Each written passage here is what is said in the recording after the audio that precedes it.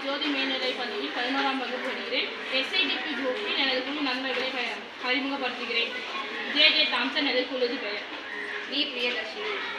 என்னுடைய பெயர் பி காவியா. என்னுடைய பெயர் எஸ் அக்ஷய். என்னுடைய பெயர் பி இளவரசி. இப்பொழுது சுற்றுச்சூழல் மாசுபாட்டினால் ஏற்படும் நன்மை தீமைகளை கூறுகிறேன். தொழிற்சாலையில் வரும் புகையினை கட்டுப்படுத்தி பயன்படுத்துவது. சுற்றுச்சூழல் பாதிப்பினால் நிலம் மாசுபடுகிறது. சுற்றுச்சூழல் பாதிப்பினால் நீர் அழிந்து போகிறது. எனது குழு நண்பர்கள் ஒவ்வொருவராக அதை பற்றி விரிவாக காண்போம்.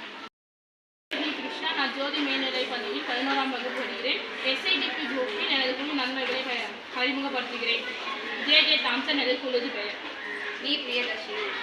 என்னுடைய பெயர் பி காவியா. என்னுடைய பெயர் எஸ் அக்ஷய். என்னுடைய பெயர் பி இளவரசி. இப்பொழுது சுற்றுச்சூழல் மாசுபாட்டினால் ஏற்படும் நன்மை தீமைகளை கூறுகிறேன்.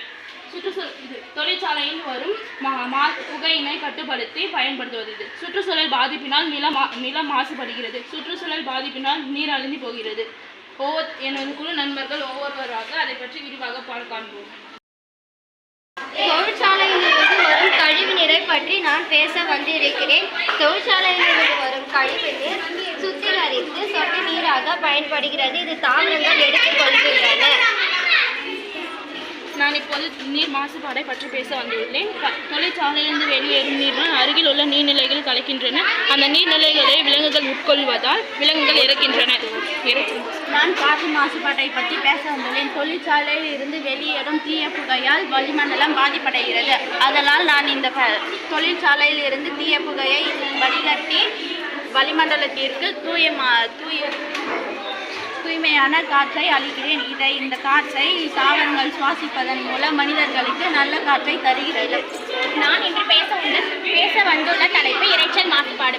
இரைச்சலை கட்டுப்படுத்துவதற்காக நாங்கள் மரங்களை வளர்க்க வேண்டும். நான் இன்று பேச வந்துள்ள தலைப்பு நில மாசுபாடு. தொழிற்சாலையிலிருந்து வெளியேறும் கழிவினால் விளைச்சல் நிலங்கள் மாசுபடுகின்றன. வரும் கழிவுகளால் விளைச்சல் நிலங்கள் மாசுபடுகின்றன.